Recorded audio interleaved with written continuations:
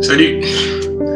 Est-ce que tu sais que un texte tiré de son contexte peut être un prétexte? C'est-à-dire qu'on peut prendre une chose, l'enlever de son contexte, dans quelles conditions, c'est-à-dire quand on parle de contexte, on parle aussi de l'environnement. Qu'est-ce qui a poussé à que cette phrase soit dite ou que cette parole a été dite? En général, tout ce qu'on dit, c'est toujours lié à un contexte, sur un événement ou un environnement. Et un texte, lorsqu'on le sort de son contexte, peut être un prétexte. Ça veut dire quoi? Il y a des choses qu'on peut entendre simplement parce que le contexte fait qu'on est dans un contexte de trouble.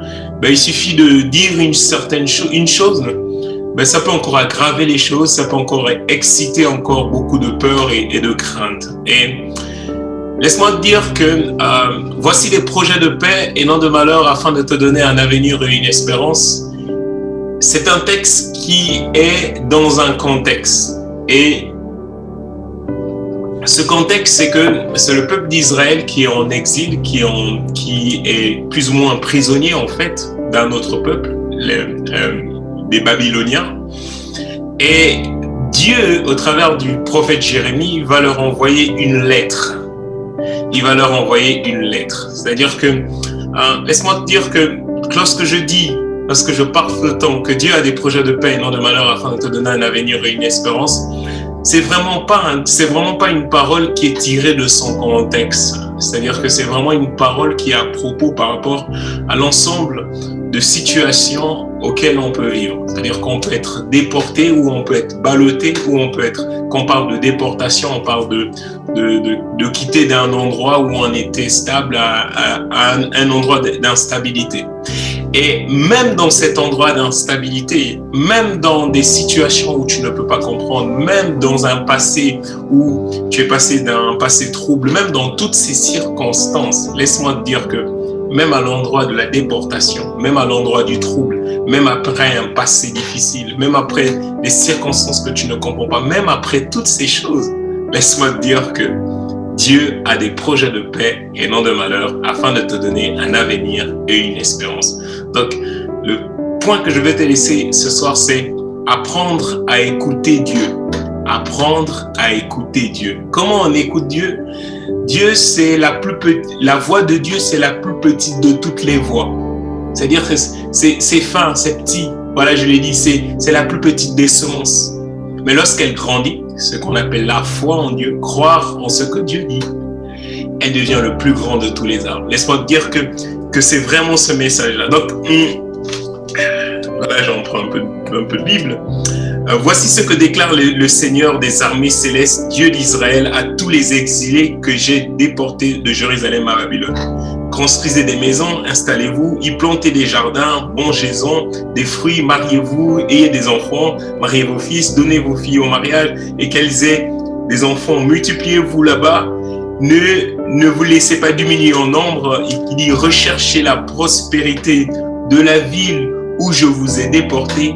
Priez l'Éternel en sa faveur, car sa prospérité dépend de la vôtre. Car voici, je déclare, le Seigneur des armées célestes d'Israël, ne vous laissez pas induire en erreur par vos prophètes qui sont au milieu de vous, ni par vos devins, et prêtez pas attention aux révélations que vous leur demanderez, car ce sont des mensonges qu'ils prophétisent en mon nom. Je ne les ai pas envoyés. Comprenez, l'Éternel le déclare, car voici ce que je déclare l'Éternel, c'est seulement au bout des 70 années à Babylone que j'interviens en votre faveur pour accomplir la promesse que je vous ai faite de faire revenir dans ce pays. Car moi, je connais, voilà, voici des projets de paix et non de malheur afin de te donner un avenir. Il dit, car moi, je connais les projets que j'ai conçus en votre faveur, déclare l'Éternel. Ce sont des projets de paix et non de malheur afin de vous assurer un avenir et plein d'espérance. Voilà. Dieu veut te toucher. Dieu, il veut me toucher. Il veut me donner de l'espérance dans un monde de désespoir. Il veut te donner une promesse dans un monde sans promesse. Dieu des cieux, merci. Merci pour chaque personne qui écouteront ce message. Merci pour leur vie. Merci pour ce que tu as prévu dans leur vie. Merci pour la vie en abondance. Merci pour ta paix, merci pour ton assurance. Dans un monde où on entend tellement d'informations, dans un monde où on entend tellement de choses, la seule chose qui est importante, c'est de t'écouter toi.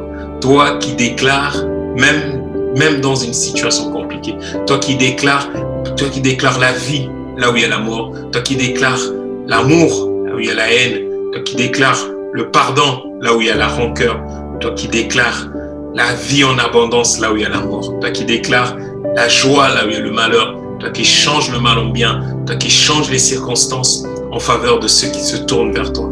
Tu es le Dieu qui a créé toutes choses. Tu dis, tu es venu pour donner la vie en abondance. Et toi, tu n'es pas venu pour donner la mort, mais tu es venu pour donner la vie en abondance. Merci pour ta parole. Merci pour ta vie. Merci pour tout ce que tu fais. Merci pour les personnes qui écouteront ce message. Dieu, tu connais leur cœur, tu connais leur vie, tu connais leur situation, tu connais ce qu'ils vivent. Moi, je prie que ta présence, je prie que ta faveur, je prie que ce qui est de toi, un Dieu de bonté, plein de bonté, soit pour eux dans ces circonstances, soit pour eux dans les situations où ils ne savent pas, où se tourner. Moi, je prie que ta voix puisse être cette voix dans leur cœur. Voici des projets de paix et non de malheur, afin de leur donner un avenir et une espérance. Bonne soirée. Bye bye. Amen.